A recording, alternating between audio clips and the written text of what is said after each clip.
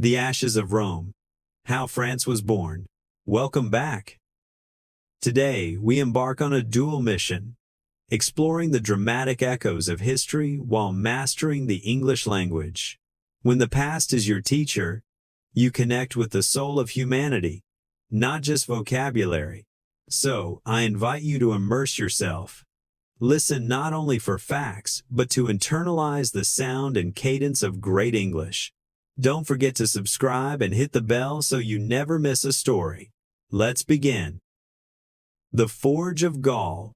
From Celtic independence to Roman annexation, the subjugation of Celtic Gaul by the brutal campaigns of Gaius Julius Caesar marked not merely the end of one era, but the genesis of another.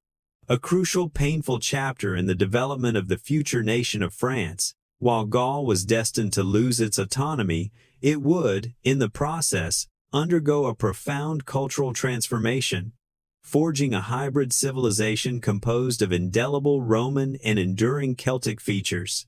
The foundations of the state that would follow were laid deep during this transition, with key aspects of the Roman administrative, economic, and infrastructural template taking firm root, setting a course that would steer the region for the coming centuries. Yet, with the eventual decline of Roman authority and increasingly porous eastern frontiers, a subsequent wave of Germanic settlement would flow into the former territory of Gaul. This final influx would provide the crucial, dynamic element necessary for the eventual emergence of France from the ashes of post-Roman Gaul.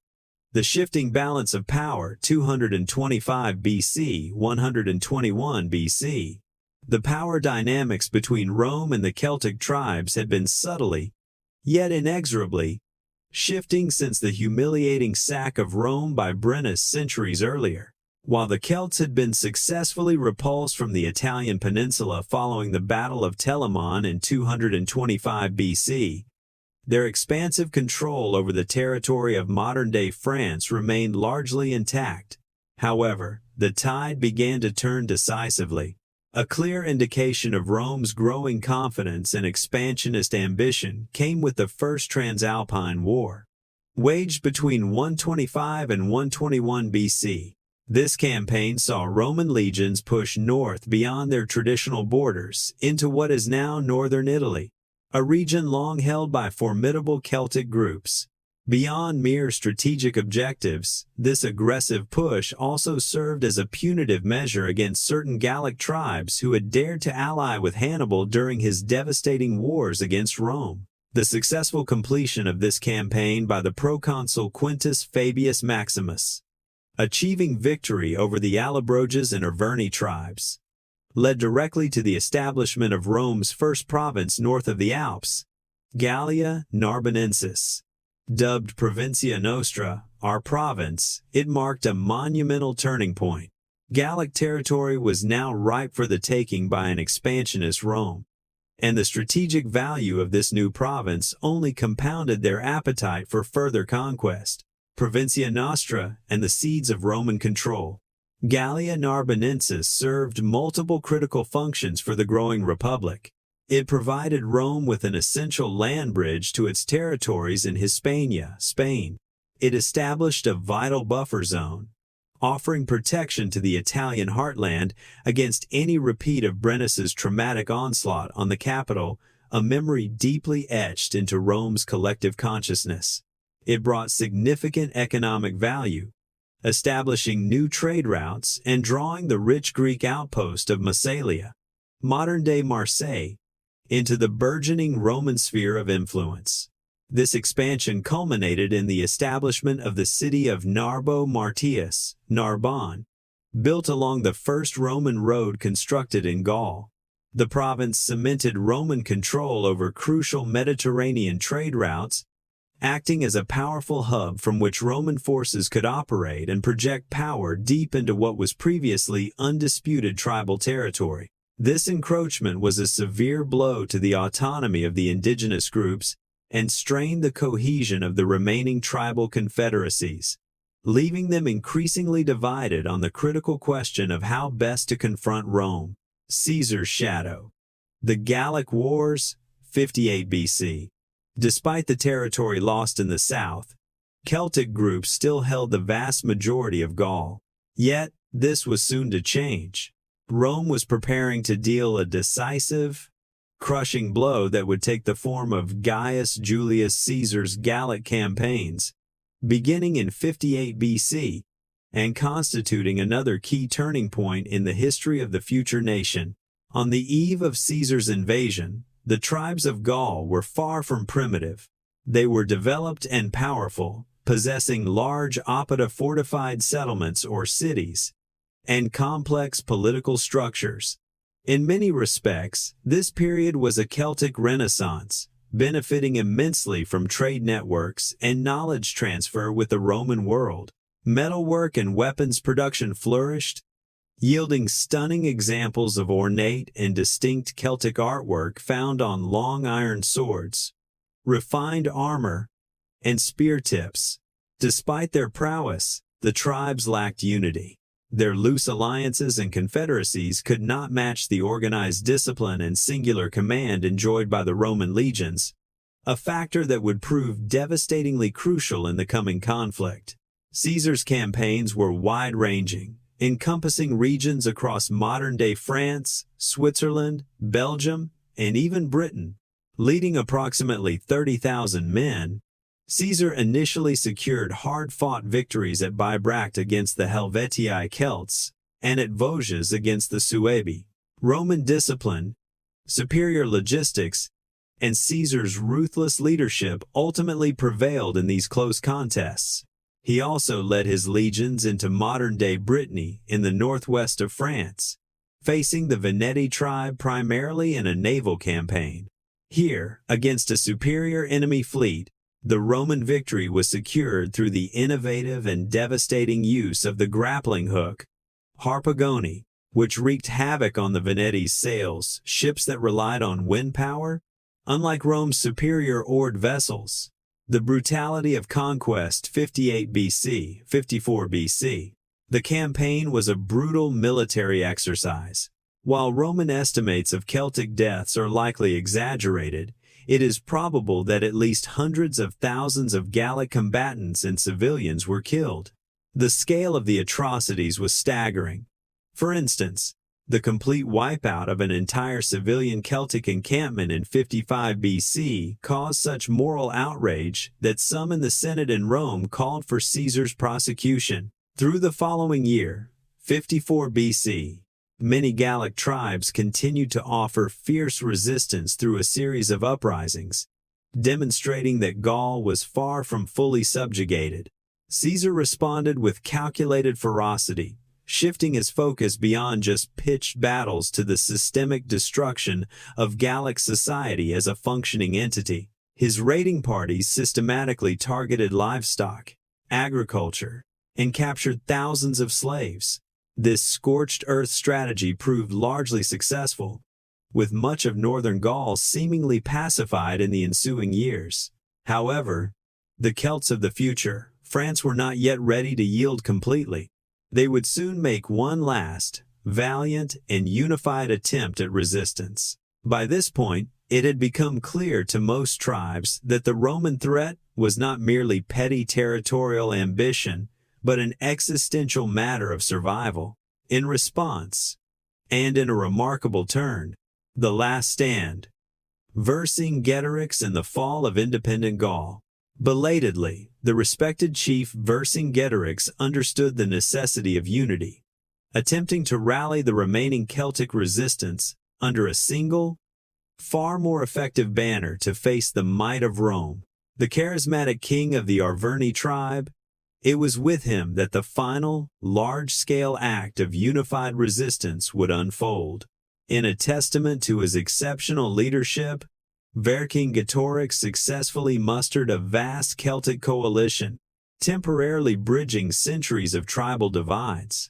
After two initial engagements with Roman forces, yielding a victory and a subsequent defeat, the revolt came to its bloody, climatic head at Alesia, in modern-day Burgundy. Here, the Celts made their stand within the fortified oppidum of an allied tribe, awaiting Caesar's approach.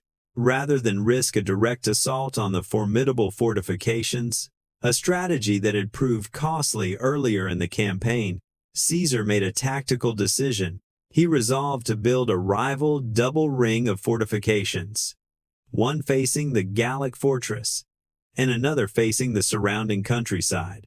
His intent was to besiege the Celts and starve them into submission, though the tactically astute Vercingetorix had prepared for this, assembling a large reserve contingent ready to provide relief and attack the Roman forces from the rear.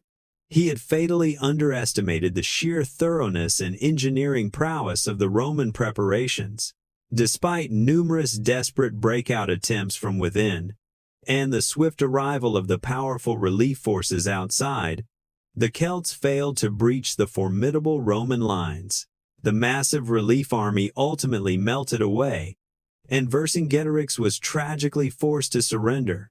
This momentous turning point, famously immortalized in the 1889 painting depicting him on horseback laying down his arms before Caesar, signaled the effective end of large-scale coordinated Celtic resistance. Vercingetorix's end was as ignominious as that of many Celtic groups over the preceding decades. He was first imprisoned for 6 years before being ceremonially paraded, and then strangled in Rome, a torturous fate for a brave and honorable leader. With the death of their last great figure of resistance, independent Gaul ceased to be. It was now firmly in the hands of Rome. Though sporadic, smaller-scale revolts persisted for the next few decades, this moment marked the dawn of a new Gaul and the start of the extensive process of Romanization. The Roman template, administration, and culture. The Romans immediately began the division of formerly Celtic Gaul into different provinces, adding to the already established Gallia Narbonensis. Gallia Lugdunensis was a new, vital province stretching from central France all the way to northwest Brittany. Named after its capital at Lugdunum, the future Lion, the city was strategically positioned at the confluence of the Rhone and Saône rivers, and it rapidly became a key administrative and cultural center, a crucial gateway between Italy and the northern and western parts of Gaul. In these areas, essential Roman infrastructure soon followed: aqueducts, new roads, amphitheaters, and other monumental architecture. These structures fundamentally changed the shape of the landscape and provided the cultural bedrock of the future nation. The effects of Romanization were slow but ultimately transformative. Beyond a period of recovery from Caesar's devastating campaigns, and likely with the passing of the conflict generation, the rigid Celtic tribal structures gradually gave way to Roman civic life. This integration helped create new bonds and loyalties, with Gallic nobility eventually securing positions within the imperial administration. However, general Roman citizenship would not be widely granted in Gaul until 212 AD. Economic transformation was another engine for transferring loyalty toward Rome, introducing new agricultural techniques, deepening trade networks, and fostering more developed local industries. Crucially, the introduction of Latin as the official language of the state provided the linguistic foundation that would eventually evolve into Old French. The rise of Christianity and separatism. Another important feature of the future French nation developed during this period. The shift away from traditional Celtic religious and spiritual practices toward Christianity. Unlike many trends supported by Rome, this process of Christianization began in spite of imperial authority. As early as the 2nd century AD, the Christian message began reaching Gaul via trade networks and travelers from the Levant region. It found fertile ground among the previously polytheistic population, offering an attractive, unifying framework for a region previously fragmented along tribal lines. The faith faced fierce persecution, spiking during the reigns of emperors Marcus Aurelius and Decius, producing iconic early martyrs. These include Saint Denis of Paris, who was beheaded for his beliefs in the mid-3rd century AD, and the martyrs of Lugdunum, killed by wild beasts on Aurelius's orders in 177 AD. This persecution helped kernel a defiant spirit and a sense of cultural separation from Rome. This differing sense of identity was an important factor behind the breakaway Gallic Empire of the 3rd century. The empire, founded by Postumus, drew support from this distinct cultural identity, which had uniquely fostered the growth of Christianity ahead of Rome itself.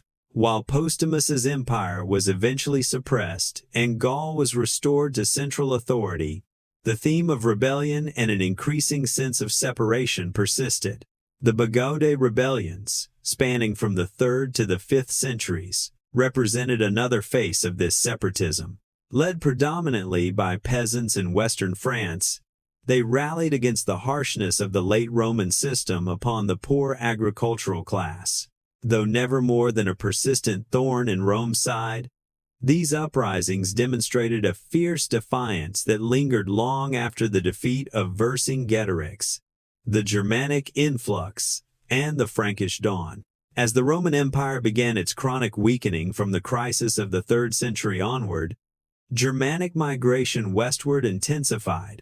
This provided the final dynamic component for the formation of the future French nation. Though initially fiercely resisted, these tribes were eventually accommodated by Rome due to dwindling imperial resources, often through the foederati system, settling allies within the empire's borders. This not only eroded the integrity of Roman territories but radically altered the demographic makeup of Gaul.